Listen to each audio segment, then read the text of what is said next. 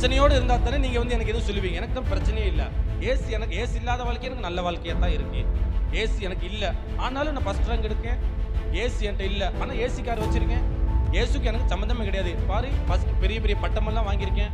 எனக்கு எதுக்கு ஏசு? ஒரு 80 வருஷம் 100 வருஷம் ஆச்சுன்னா என்னுடைய வாழ்க்கை முடிஞ்சிருமே. அந்த ரகசியம் அவனுக்கு தெரியாது.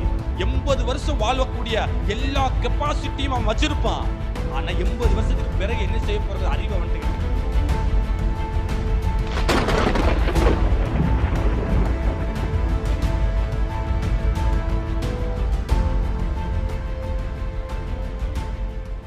இன்றைக்கும் கூட 3வது நாளில் நற்காரியங்களை பற்றின சுவிசேஷம். நற்காரியங்களை பற்றின சுவிசேஷம். ரோமர் 10ஆம் அதிகாரத்தின் 15வது வசனம். அனுப்பப்படாவிட்டால் எப்படி பிரசங்கிப்பார்கள்? சமாதானத்தை கூறி நற்காரியங்களை சுவிசேஷமாய் அறிவிக்கிறவருடைய பாதங்கள் எவ்வளவு அழகானவைகள் என்று எழுதியிருக்கிறது. சமாதானத்தை கூறி நற்காரியங்களை சுவிசேஷமாய் அறிவிக்கிற ஒரு சுவிசேஷகனுடைய பாதங்கள், ஒரு சுவிசேஷகனுடைய அந்த கால்கள் எவ்வளவு மலைகளை விட எவ்வளவு அழகாய் இருக்கிறது என்பதாகத்தான் இந்த வேத வசனம் முடிகிறது.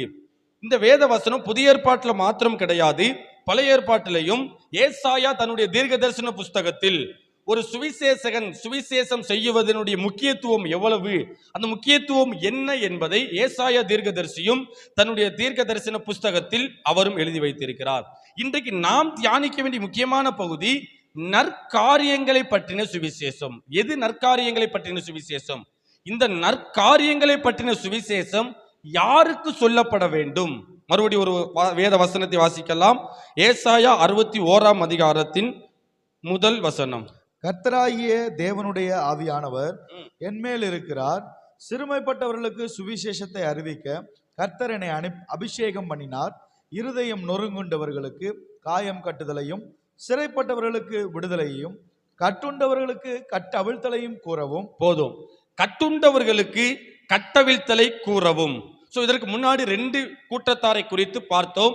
அந்த 2 கூட்டத்தாருக்கும் என்ன விதமான சுவிசேஷம் சொல்ல வேண்டும் என்பதை குறித்து தியானித்தோம். இன்றைக்கு 3வது ஒரு கூட்டத்தார் கட்டப்பட்டு இருக்கிற ஜனங்கள்.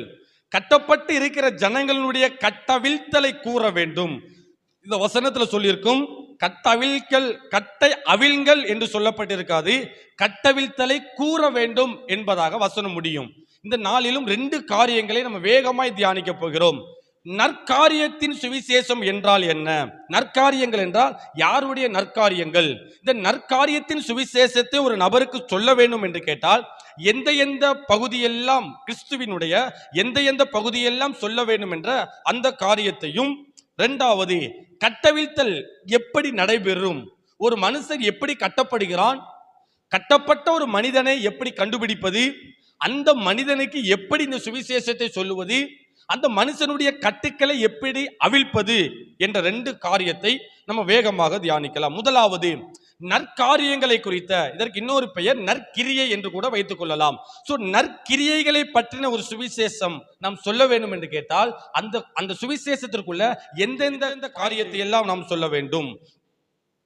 நம் நற்கிரியை நற்காரியங்கள் என்று வைத்துக் கொண்டால் ஏதோ மனிதனுடைய நற்கிரியைகள் என்பது கிடையாது. இல்ல ஒரு மனுஷன் இன்னொரு மனுஷனுக்கு செய்ய வேண்டிய நற்கிரியைகளும் கிடையாது. இல்ல பிசாசு மனுஷனுக்கு செய்ய வேண்டிய நற்கிரியைகளும் கிடையாது.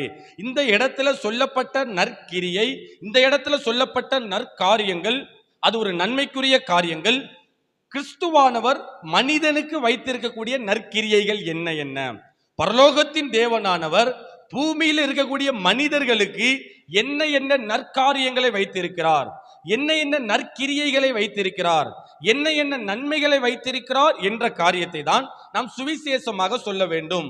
பரலோகத்தின் தேவன் மனிதனுக்கு 2 இடத்தில் நற்காரியங்களை வைத்திருக்கிறார். ஒரு மனுஷன் பரலோகத்துல எப்படி இருக்க வேண்டும் என்பதற்காக பரலோகத்தின் தேவன் மனிதனுக்காக பரலோகத்துல சில நற்காரியங்களை வைத்திருக்கிறார். அதே மனுஷனுக்கு இதே பூமியில் பரலோகத்தின் தேவன் இன்னும் சில நற்காரியங்களை வைத்திருக்கிறார். சோ பரலோகத்திற்குரிய நற்காரியங்களும் இருக்கிறது, பூமிக்குரிய நற்காரியங்களும் இருக்கிறது. சோ பரலோகத்தின் தேவன் மனிதர்களுக்கு என்ன என்ன நற்காரியங்கள் எல்லாம் வைத்திருக்கிறார் என்பதை அந்த மனிதனுக்கு நாம் சொல்ல வேண்டும். அந்த அவனுக்கு சொல்வதற்கு பெயர்தான் நற்காரியங்களை பற்றின சுவிசேஷம். ஒரு பகுதியை மட்டும் சொல்லிட்டு இன்னொரு பகுதியை சொல்லாமல் விடக்கூடாது.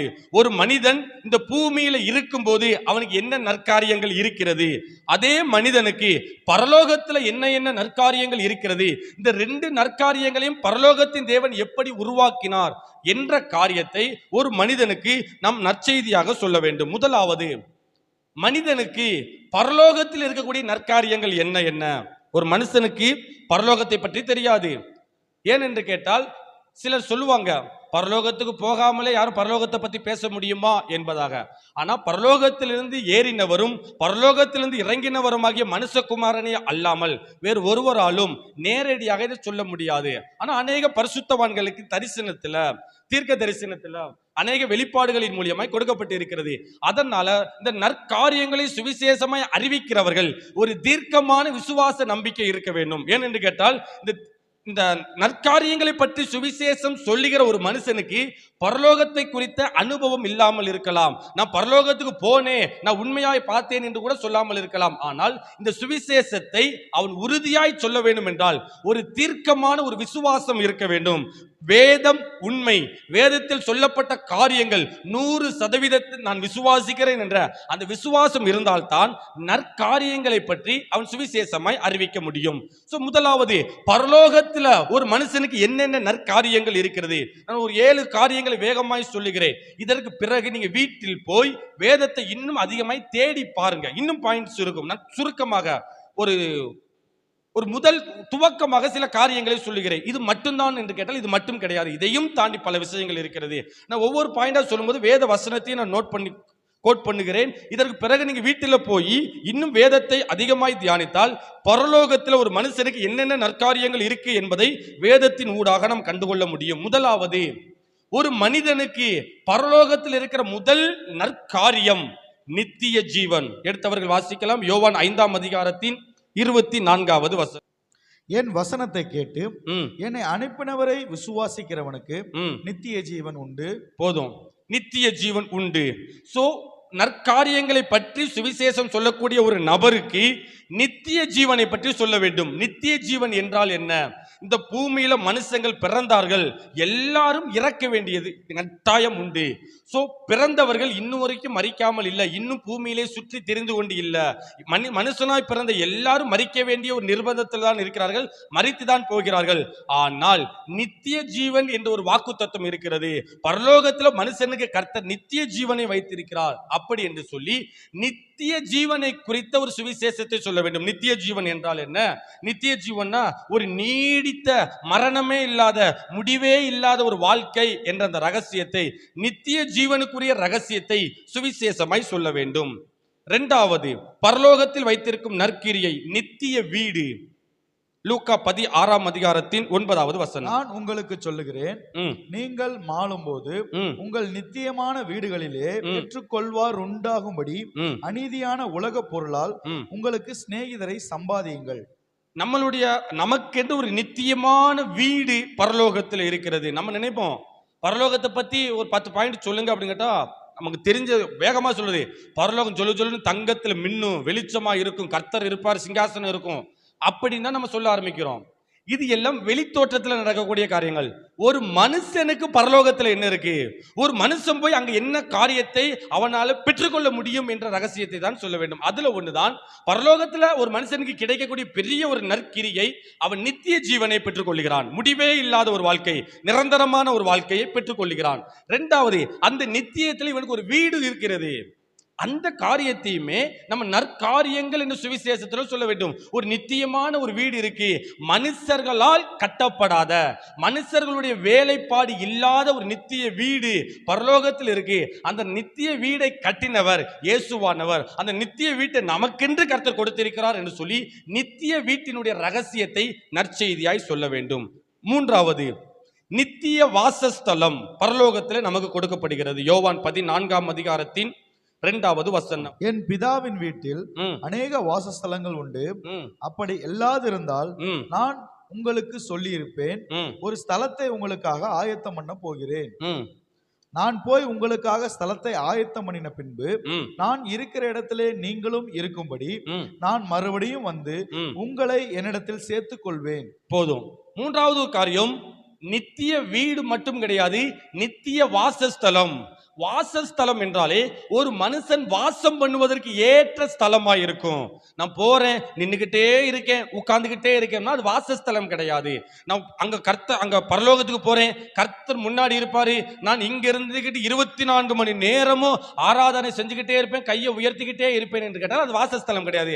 அது ஆசரிப்பு கூடாரம், அது ஒரு ஆராதனை ஸ்தலம். ஆனால் வசனம் சொல்கிறது ஒரு நித்திய வாசஸ்தலம் இருக்கிறது. வாசஸ்தலம் என்றாலே குடியிருப்பு. ஒரு மனுஷன் வாசம் பண்ணுவதற்கு ஏற்ற ஒரு குடியிருப்பு பரலோகத்தில் இருக்கு என்ற அந்த செய்தியை, நற்காரியத்தை குறித்து சொல்லும் போது இந்த நித்திய வாசஸ்தலம் உண்டு என்பதையும் சொல்ல வேண்டும். 4வது காரியம், நித்திய ஆறுதல். 4வது காரியம், ஒரு மனிதனுக்கு பரலோகத்தில் கிடைக்கக்கூடிய இன்னொரு நற்கிரியை என்னன்னு கேட்டா அவனுக்கு நித்தியமான ஒரு ஆறுதல் கிடைக்கிறது. நம்ம நினைப்போம் நித்திய ஆறுதலுக்கும் பரலோகத்துக்கு என்ன சம்பந்தம் என்பதாக. இந்த நித்திய ஆறுதலினுடைய அந்த மேன்மை, நித்திய ஆறுதலினுடைய அந்த ரகசியம் எப்ப தெரியும் என்று கேட்டால், இந்த பூமியில ஒரு மனிதன் பிறந்ததிலிருந்தே துயரப்பட்டு கொண்டிருப்பான். பூமியில பிறந்த மனிதன் ஓயாமல் துன்பமும் துயரமும் அனுபவித்துக் கொண்டிருப்பான். தன்னை சுற்றி நடக்கிற காரியங்கள் இவன் வேதனைப்படுத்திக் கொண்டே இருக்கும். அவனுக்கு ஒரு ஆறுதல் கிடைக்காதா என்று அவன் ஏக்கத்தோடு இருக்கும்போது, ஒரு மனிதன் துன்பம் இல்லாமல் துயரம் இல்லாமல் எப்பவும் 24 மணி நேரம் அவன் ஆறுதல், நித்திய ஆறுதல் என்றால் முடிவில்லாத ஒரு ஆறுதலை அந்த மனிதன் பெற்றுக்கொள்வதற்கு ஏற்றமாய் ஒரு நித்திய ஆறுதல் பரலோகத்தில் உண்டாயிருக்கும். அதான் வெளிப்படுத்தின விசேஷத்துல 2-3 இடங்களில் சொல்லப்பட்டிருக்கும். அங்கே அலறல் இல்லை, அங்கே துக்கம் இல்லை, அங்கு வேதனை இல்லை, அங்கு புலம்பல் இல்லை, அங்கு பசி இல்லை, அங்கு பட்டினி இல்லை என்பதாக. இது எதை குறிக்கிறது என்று சொன்னால், பரலோகத்தில் இருக்கிற ஒரு மனுஷனுக்கு ஒரு நித்திய ஆறுதல் கிடைக்கும். அவனுடைய பழைய நினைவுகள் மறுபடி அவனை வருத்தப்படுத்தாது, பழைய பாவங்கள் மறுபடி அவனை துன்பப்படுத்தாது, பழைய ஏமாற்றங்கள் இந்த மனிதனை மறுபடி வேதனைப்படுத்தாது. எல்லாத்தையும் கர்த்தர் அதை மறைத்து விட்டு நித்திய ஆறுதலை கொடுக்க ஆரம்பிப்பார். நீ அங்க பரலோகத்தில் போன உடனே இந்த பூமியில் எனக்கு எவ்வளவு தீமைகள் நடந்திருக்கு, எவ்வளவு ஏமாற்றங்கள் நடந்திருக்கு, எவ்வளவு வேதனைகள் உண்டு சொல்லி பரலோகத்தில் போன பிறகும் இந்த பூமிக்குரிய வேதனைகள் உன்னை ஒன்றும் செய்யவே செய்யாது. அங்கே நீ துக்கமுகமாக இருக்க வேண்டிய அவசியம் கிடையாது, அங்கு நீ வேதனைப்பட வேண்டிய அவசியம் கிடையாது. பரலோகத்தில் உனக்கு நித்திய ஆறுதல் கிடைக்கும். அங்கு துன்பமோ துயரமோ பழைய பாவ நினைவுகளோ பழைய ஏமாற்றங்களோ எதுவும் உன்னை ஒன்றும் செய்யாது. ஒரு நித்திய ஆறுதல் கிடைக்கும் என்று சொல்லி பரலோகத்தில் வைத்திருக்கிற நற்கிரியை நாம். 6வது காரியம், பரலோகத்தில் வைத்திருக்கக்கூடிய நற்காரியங்கள், நித்திய மகிழ்ச்சி. பரலோகத்தில் ஒரு நித்திய மகிழ்ச்சி உண்டாயிருக்கும். ஏசாயா தீர்க்கதரிசியின் புஸ்தகம் 51ஆம் அதிகாரத்தின் 11வது வசனம். அப்படியே கர்த்தரால் மீட்கப்பட்டவர்கள் ஆனந்த களிப்புடன் பாடி சீயோனுக்கு திரும்பி வருவார்கள். நித்திய மகிழ்ச்சி அவர்கள் தலையின் மேல் இருக்கும். சந்தோஷமும் மகிழ்ச்சியும் அடைவார்கள். சஞ்சலமும் தவிப்பும் ஓடி போகும். இந்த ரகசியத்தையும் நாம் சொல்ல வேண்டும். ஒரு கடைசி காலத்துல சுவிசேஷம் அறிவிக்கக்கூடிய ஒரு மனுஷன் கடைசி காலத்தில் துன்பமும் துயரமும் ஒரு மனிதனை ஓயாமல் விரட்டி கொண்டேதான் இருக்கும். அந்த மனிதனுக்கு அவன் சொல்லுவான், இந்த எனக்கு வர்ற சந்தோஷம், எனக்கு வருகிற மகிழ்ச்சி 1 மணி நேரம் கூட நிக்க மாட்டேங்குது. நான் சந்தோஷமா அப்பந்தான் நினைப்பேன் ஒரு பிரச்சனை வந்து என்னை தாக்கிறது, என்னால சந்தோஷமா இருக்க முடியல, அதுல எனக்கு சந்தோஷத்தின் மேலே ஒரு வெறுப்பு வந்துருச்சு, எனக்கு மகிழ்ச்சியே வேண்டாம், கொஞ்சம் தான் சந்தோஷப்பட ஆரம்பிப்பேன், வேற ஏதாவது ஒரு பிரச்சனை வந்து சந்தோஷத்தை மூழ்கி அடிச்சிருது, சந்தோஷமா இருக்கவே முடியாதான் பார்கள். அவர்களுக்கு சொல்ல வேண்டிய செய்தி, ஒரு நித்திய மகிழ்ச்சி இருக்கு. அங்க போய் அந்த மகிழ்ச்சியை எதுவும் தடை செய்ய முடியாது. எந்த துயரமோ தொல்லையோ உன்னுடைய மகிழ்ச்சியை கெடுக்க முடியாது. அது ஒரு நித்திய மகிழ்ச்சி என்ற செய்தியை நாம் சொல்ல வேண்டும். கடைசியாக பரலோகத்தில் தேவன் வைத்திருக்கும் நற்கிரியை, நித்திய மகிமை. 2 தீமோத்தேயு 2ஆம் அதிகாரத்தின் 10வது வசனம். ஆகையால் தெரிந்து கொள்ளப்பட்டவர்கள் கிறிஸ்து இயேசுவினால் உண்டான இரட்சிப்பை நித்திய மகிமையோடே பெற்றுக்கொள்ளும்படி சகலத்தையும் அவர்கள் நிமித்தமாக சகிக்கிறேன். போதும். நித்திய மகிமை பெற்றுக்கொள்ளத்தக்கதாக, இந்த நித்திய மகிமைக்குள்ள பல காரியங்கள், பல ரகசியங்கள் அடங்கி இருக்கு. அதுல ஒண்ணு என்னன்னு கேட்டோம்னா, நித்திய மகிமைக்குள்ள அந்த மனிதனுடைய சரீரம் மகிமைக்குரிய சரீரமாய் மாற ஆரம்பிக்கிறது. ஒரு மனுஷன் அங்க பரலோகத்துல இதே சரீரத்தோடு இருக்க மாட்டான். பூமிக்குரிய மேனியும் உண்டு, வானத்துக்குரிய மேனியும் உண்டு. அப்படி என்று கேட்டால் நித்திய மகிமை என்று சொல்லும் போது அதற்குள்ளே ஒரு மனிதன் மகிமைக்குரிய சரீரத்தை அணிந்து கொள்கிறான். இதே சரீரத்தோடு ஒரு மனுஷன் பரலோகத்தில் இருக்க மாட்டான். இந்த சரீரம் வயதாக தோற்றமுடையது, இந்த சரீரம் வியாதிப்படும், இந்த சரீரம் பலவீனப்படும், இந்த சரீரம் பாவ இச்சைக்குள்ளாகும், இந்த சரீரம் மரணத்துக்கு உள்ளாகும், இந்த சரீரம் இரத்தம் வரும், இந்த சரீரம் பாவத்துக்கு நேராக ஊடுருவி மரணத்தை சந்திக்கும். ஆனால் பரலோகத்தில் ஒரு சரீரம் இருக்கு, அது இந்த சரீரம் கிடையாது, அது ரத்தமும் மாம்சமும் உள்ள சரீரம் கிடையாது. அது வானத்திற்குரிய மேனியான வான தூதர்களுக்குரிய ஒரு மேனியான மகிமையின் சரீரம் கொடுக்கப்படும். பரலோகத்தில் போனா ரத்தமும் மாம்சமும் பரலோகத்தில் பங்கு பெற முடியவே முடியாது. அதனால ஒரு மனிதன் பரலோகத்தில் இருக்கும்போது அவன் மகிமையுடைய சரீரமாய் அவன் அங்க இருப்பான். அப்படிங்கிற செய்தியையும் அவனுக்கு சொல்ல வேண்டும். ஏன்னா பல கேள்விகள் வரும்போது, பரலோகத்தில் நான் போனா உடனே எனக்கு வயசாயிருமா, நான் பரலோகத்தில் போனாலும் இதே சரீரத்தில் இருப்பா, ஒரு 100 வருஷம் ஆன பிறகு என்னுடைய இளமையும் என்னுடைய வயதான தோட்டத்துக்கு நேராக போய்விடுமா என்ற பல சிந்தனைகள் வரும். அதனால பரலோகத்தில் தேவன் ஒரு நித்திய மகிமையை வைத்திருக்கிறார். அதுல ஒண்ணுதான் அவனுடைய சரீரம் மகிமைக்குரிய சரீரமாய் மாற ஆரம்பிக்கும். இரண்டாவது, அவனுடைய எண்ணங்கள் புது எண்ணங்களாய் மாற ஆரம்பிக்கும். பழையவைகள் எல்லாம் ஒளிந்து போயின, எல்லாம் புதிதாயின. இனி பூர்வமானவைகள் சிந்திக்கப்பட மாட்டவே மாட்டாது, பழையவைகள் நினைக்கப்பட மாட்டவும் மாட்டாது, அவன் நினைவுல கூட இருக்காது என்பதாக வசனம் சொல்லுகிறது. நம்ம பரலோகத்துக்கு போன பிறகு இந்த பூமியில எவ்வளவு துன்பங்கள் துயரங்கள் அனுபவித்தோம், அது எதுவுமே அங்கு இருக்காது, அது மறக்கப்பட்டு விடும். அது கர்த்தர் புது காரியமாய் மாற்றி விடுவார். அது ஒரு மகிமையான ஒரு வாழ்க்கையாய் இருக்கும் என்று சொல்லி இந்த வாழ்க்கை குறித்த ரகசியத்தையும் சொல்ல வேண்டும். இது போக அநேக காரியங்கள் பரலோகத்துல மனிதனுக்கென்று நற்காரியங்களை பரலோகத்தின் தேவன் வைத்திருக்கிறார். இதையும் நம்ம எடுத்து சொல்ல வேண்டும். மறுபடியும் சொல்ற, நித்திய ஜீவன், நித்திய வீடு, நித்திய வாசஸ்தலம், நித்திய ஆறுதல், நித்திய சுதந்திரம், நித்திய மகிழ்ச்சி, நித்திய மகிமை. இது எல்லா காரியத்தையுமே ஒரு மனிதனுக்கு நற்காரியமாய் சொல்ல வேண்டும். இந்த விஷயத்தை சொல்லும் போதே அவனுக்கு தெரிய ஆரம்பிக்கிறோம், நான் பரலோகத்திற்கென்று அழைக்கப்பட்டிருக்கிறேன், அந்த பரலோக வாழ்க்கையை நான் இழந்துவிடக் கூடாது என்ற ஒரு எண்ணம் அவனுக்குள்ள வர ஆரம்பிக்கும். தேவன் பரலோகத்துல மனிதர்களுக்கென்று வைத்திருக்கிற அந்த நற்காரியங்களையும் சொல்ல வேண்டும். இரண்டாவது பகுதி, இந்த பூமியில கர்த்தர் மனிதனுக்கென்று வைத்திருக்கிற நற்காரியங்களையும் சொல்ல வேண்டும். ஒரு முக்கியமா ஒரு 3-4 காரியங்களை சொல்லுகிறேன். இதற்கு பிறகு வீட்டில் போய் நீங்கள் இன்னும் வேதத்தை அதிகமாய் தியானித்தால் இன்னும் அநேக காரியங்கள் கிடைக்கும். முதலாவது காரியம், இந்த பூமியில மனிதனுக்கென்று வைத்திருக்கிற நற்கிரியை மன்னிப்பு. இந்த மன்னிப்பு என்கிற காரியம் மிக பெரிய ஒரு காரியம். மத்தேயு 9ஆம் அதிகாரத்தின் 6வது வசனம், பூமியிலே பாவங்களை மன்னிக்க மனுஷகுமாரனுக்கு அதிகாரம் உண்டு என்பதை நீங்கள் அறிய வேண்டும் என்று சொல்லி போதும். பூமியிலே மனுஷர்களுடைய பாவங்களை மன்னிப்பதற்கு இயேசுவுக்கு அதிகாரம் உண்டு, கர்த்தருக்கு அதிகாரம் உண்டு. அப்படி என்று கேட்டால் மன்னிப்பு என்பது பரலோகத்தில் போய் கிடைக்க வேண்டிய ஒரு காரியம் கிடையாது. பாவம் செய்த ஒரு ஆத்துமா, துன்மார்க்கத்துக்கு நேராக நடத்தப்பட்ட ஒரு ஆத்துமா, பின்மாற்றத்திற்கு நேராக போன ஒரு ஆத்துமா பரலோகத்தில் போய் மன்னிப்பு அடைய வேண்டிய காரியம் நடக்கவே நடக்காது. ஒரு மனிதன் வீழ்ந்து விட்டால் என்றால், ஒரு மனிதன் வீழ்ச்சி அடைந்து விட்டானே ஆனால் அவனுக்கு மன்னிப்பு கொடுக்க வேண்டிய இடம் பரலோகத்தில் கிடையாது, பூமியில தான். அப்படி என்று கேட்டால், பூமியில இருக்கக்கூடிய ஒரு மனுஷன் பாவம் செய்யும் போது அவனை பாவத்திலிருந்து தூக்குவதற்கு கர்த்தர் ரத்தம் சிந்தினாரே, அந்த ரத்தத்தினால் கிடைக்கக்கூடியது பாவ மன்னிப்பாகிய மீட்பு. அது மனிதனுக்கு கிடைக்கக்கூடிய மிக பெரிய ஒரு நன்மையான காரியம், அது நற்காரியம். கர்த்தர் மனிதனுக்கென்று வைத்திருக்கிறார். முதலாவது மன்னிப்பு, இரண்டாவது சமாதானம். யோவான் 14ஆம் அதிகாரத்தின் 27வது வசனம். யோவான் 14ஆம் அதிகாரத்தின் 27வது வசனம். சமாதானத்தை உங்களுக்கு வைத்து போகிறேன், என்னுடைய சமாதானத்தையே உங்களுக்கு கொடுக்கிறேன். உலகம் கொடுக்கிற பிரகாரம் நான் உங்களுக்கு கொடுக்கிறதில்லை. உங்கள் இருதயம் கலங்காமலும் பயப்படாமலும் இருப்பதாக. போதும். இந்த சமாதானத்தம் இந்த உலகம் கொடுக்கிற மாதிரி நான் சமாதானத்தை கொடுக்கல. உலகத்துல ஒரு சமாதானத்தை ஒரு மனுஷன் கொடுத்தாம்னா அந்த உலகம் எடுக்க முடியும். ஆனா நான் என்னுடைய சமாதானத்தை கொடுக்கிறேன், அதனால உலகம் எடுக்க முடியாது.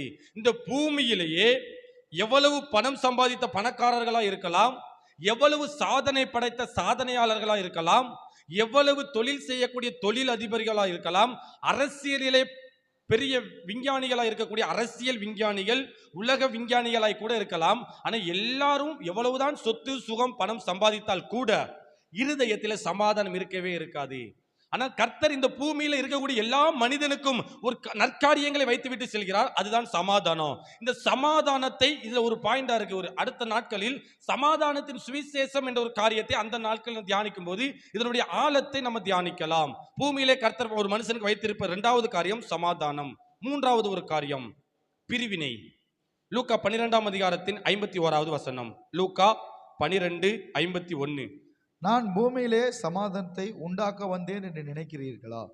சமாதானத்தை அல்ல, பிரிவினையே உண்டாக்க வந்தேன் என்று உங்களுக்கு சொல்லுகிறேன். இந்த வசனத்தை வாசிக்கும் போது இரண்டாவது பாயிண்ட்டுக்கும் மூணாவது பாயிண்ட்டுக்கும் பெரிய முரண் இருப்பது மாதிரி தெரியும். ஏன்னா இரண்டாவது பாயிண்டில் நான் என்னுடைய சமாதானத்தை கொடுக்கிறேன் என்று கர்த்தர் சமாதானத்தை கொடுக்கிறார். ஆனா இப்போ லூக்கா 12வது அதிகாரம் 51வது வசனத்துல சமாதானத்தை கிடையாது, பிரிவினையத்தை உண்டாக்க வந்தேன் கர்த்தர் சொல்கிறார் என்று சொன்னால், அந்த முதல் இரண்டாவது பாயிண்ட் யோவான் 14வது அதிகாரத்தில் சொல்லப்பட்ட சமாதானம் என்பது வேறு, லூக்கா 12வது அதிகாரத்தில் சொல்லக்கூடிய இந்த பிரிவினை என்பது வேறு. இந்த பிரிவினை நல்ல பிரிவினை. அநேக நேரத்தில் நம்ம நினைவு பிரிவினைங்கிறது மாம்சத்தின் கிரியை தானே.